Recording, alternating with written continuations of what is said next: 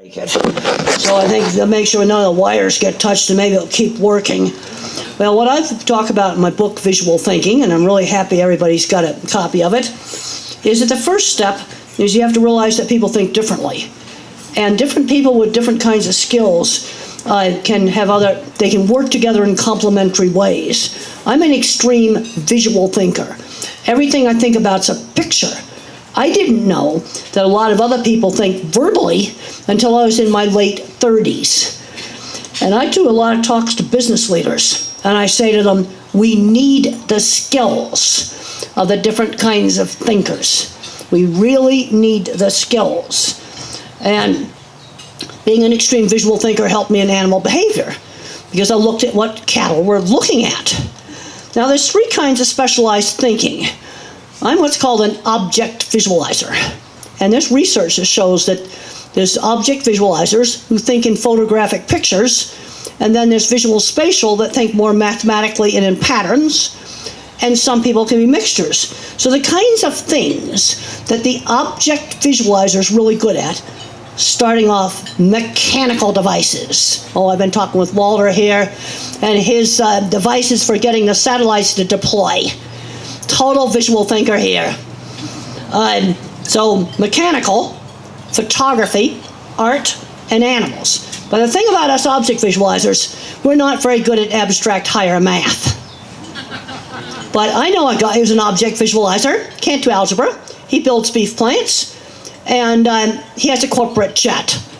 And he's an expert on building hydraulic power systems. Recently, I just went and visited one of our great big meat plants in Texas, and they're desperate for somebody to work on hydraulic power systems. And that's probably going to be the person that took shop class. Then you have your visual spatial. These are your traditional STEM trades. This is going to be things like computer science, mathematics, physics, your STEM subjects. This is thinking in patterns. You see, visual thinkers see how to solve a problem. Mathematicians calculate. And then, of course, you've got your word thinkers. Now, one of the things about word thinkers, they tend to overgeneralize. And the visual thinkers and the mathematicians maybe have too much detail. Now, I got very concerned right before COVID about things we don't make. We know how to build a beef plant because there's one guy named Wayne who took one welding class, about flunked algebra, and he started building small projects for companies like Cargill and then gradually grew. But we don't make a pork processing plant anymore. That equipment comes from Holland. We don't make a poultry processing plant. We also don't make the state-of-the-art electronic chip-making machine. It's from Holland. And that goes back to taking out the hands-on classes. Worst thing we ever did. We got kids today that have never measured anything. They're totally removed from the world of the practical. And a lot of the people I worked with for handling cattle, about 20% of them would be autistic, dyslexic, or ADHD. People I worked with that'd be special ed kids today. And then they won't let the special ed kids take shop because of liability, but the special ed kids own the shops in my generation. No, I'm being really serious about this. We've got to really think about this. And let's look at how we have collaboration. Like when I wrote the book, I'm an associative thinker. My writing's very disorganized, so I'd write the rough drafts, and Betsy, my verbal co-author, would smooth them all out and make them really good. Let's think about something like the Mars rover. The mathematicians got it to Mars, but somebody built the cameras on a workbench. You see, you need both kinds of minds. And in building a big food processing plants, the clever engineers who can't do algebra design things like packaging equipment. All of the mechanical devices, and the mathematical engineers do boilers and refrigeration, make sure the building doesn't fall down. But when I was doing a book signing for Visual Thinking back last October, we had one of the book signings in a school, and the principal didn't know what visual thinking was. He thought you needed algebra in order to think. No, I don't think with algebra. Now, there's things you need algebra for, but I'm worried that my kind of mind is getting screened out. Okay, and then we got another visual thinker over there, Walter. Had a super good record on satellite deployment. Because you can have this expensive rocket, this billion-dollar satellite, and if it doesn't get kicked out of the rocket, the whole thing's worthless. Walter. Visual thinker. Took a machine shop class in high school. There's another company, Fremont Automation, that's building packaging equipment for Costco right now, and parts for the car industry. But the thing that's a problem is a lot of these people are retiring out. They're not getting replaced.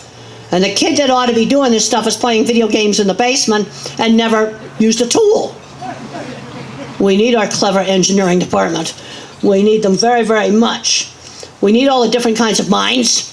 And what I'd like to do right now is just kind of open it up for some questions. And I can, but the important thing is, you've got your object visualizers, think in photographs. Can't do abstract math.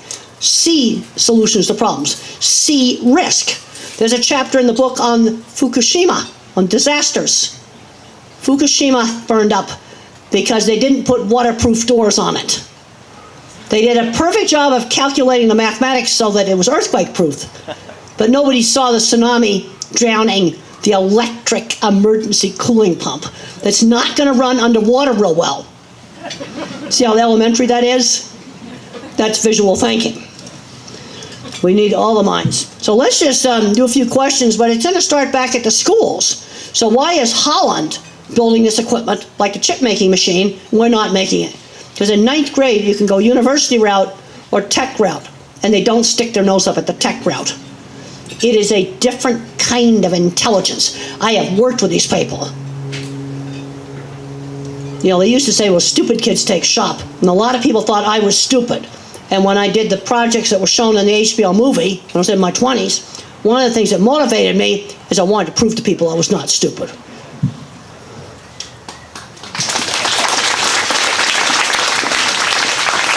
Now let's just get a few questions.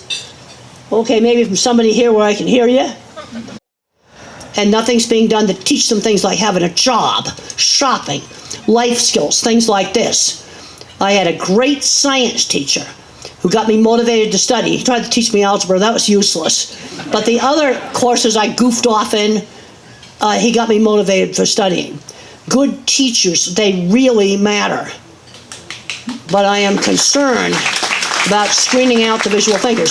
Let's start with a book that the kid might actually want to read. And when I was 8, it was The Wizard of Oz. Let's start with something they're going to want to read. And I just learned to sound out my words, and it was all done reading out loud. And I went from no reading to 6th grade level reading in one semester. I think, okay, and then problems with department squabbles. Yeah, that's a problem. Every department head I've ever talked to hated the job, and all they did is break up the fights between the faculty factions, and we'll just leave it at that.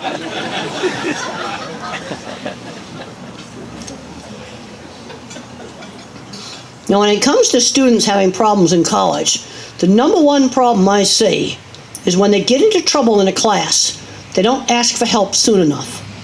When I failed my first math quiz, and thank goodness the freshman college class in the 1968 was probability and statistics mainly, I got tutoring. The nice math teacher tutored me in his office. It was a small college. But I got help right away. It's one of the things I did. I seeked it out. Okay, let's get a couple more questions and maybe wrap it up, because sometimes shorter is better.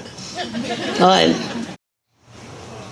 now there's this concept of One Health. Yeah, One Health, yeah. Could you talk a little bit about the tensions there and also the potential for... Well, okay, One Health tensions. Okay, like environmental enrichment, like maybe letting the chickens go outside, is good for their welfare, but they might catch AI. You see, that's more likely to get bird droppings on them and catch avian influenza. So that could be something that could possibly conflict. I've done a lot of work on animal welfare guidelines, and I have some papers you might be interested in. I've developed a scoring system for meat plants, very simple, way to assess it. I've got a paper called Practical Applications of the 5 Domains Animal Welfare Framework for Food Supply Managers. And the other thing that I've wrote within the last 2 years, it's a paper on grazing. People are bashing cattle and saying they're environmental wreckers. But if you use cattle, sheep, goats, bison, and other grazing animals right, and you rotate the pasture, you can improve the land. You can actually improve the land, cut down on the amount of artificial fertilizer. Grazing animals done right, improve land. I want to emphasize they have to be done right. The paper's just called Grazing Cattle, Sheep, and Goats is an important part of a sustainable agricultural future, and I've got it up on my phone if anybody wants to take a picture of it. It's a free download. Okay, right here. Okay, so from the documentary. Had me sound out 3 or 4 words, and then gradually she read less and less, I read more and more. It was all done out loud. And then she'd cue me, like the E on the end is long, like the word spade, for example, with an E on the end. And very quickly went from no reading to 6th grade level reading. See, they weren't doing any phonics in my school. I've heard you mention reference to your mother several times. Yeah, well, she really encouraged my ability to draw. She also encouraged me, getting me doing things. See, the other thing that helped was a 50s upbringing. Kids were taught manners and shaking hands in a much more structured way. And in our neighborhood, when kids were 7 or 8, they had to put on their good clothes and be little caterers and greet the guests that came in for parties. And that helped teach social skills, going up and shaking hands with people. These things that were done in the 50s were really good. Also in teaching manners, let's say I stirred my water with my finger. They didn't scream no, they'd tell you to use the spoon. They would give the instruction instead of screaming no. Also work skills learned really young. The kids have got to learn how to do a task outside the home. Like I talked to one boy just recently at the Dallas airport, and he had never shopped. Well, we took care of that problem. Then mom says, well, he's walking our dog. I said, he needs to walk somebody else's dog, where the boss is somebody outside the family. I was just down in Arkansas. I was very lucky I didn't get stuck there. Plane was 5 hours late. Thank goodness the pilots had enough time and didn't time out. But there was, well, now I forgot what I was going to say. Well, we'll just have to skip. Holding up a cup, and she'd say cup, and then she'd say cuppa. She'd say it both the regular way and then say it super slow. And then we had a lot of emphasis when I was a little kid in speech therapy class on turn-taking games. I think this is very important. What do we want out of early intervention for 3-year-olds? I want words. Always give the kid opportunity to use language, but you got to give them time to respond. They're like a phone with 1 bar of service. Slow to respond, and then teaching turn-taking at games. Okay, you might start out with a little autistic kid taking turns lining up blocks. The turn-taking, and then the other thing, skills, dressing, stuff like that. That's what you want to get out of 3-year-olds, and they should like going to therapy and get progress. Anything else? Okay, well, it's great talking to everybody, and go home and read the book. Well, thank you so much. Thank Oh, you. and I'll hang around and sign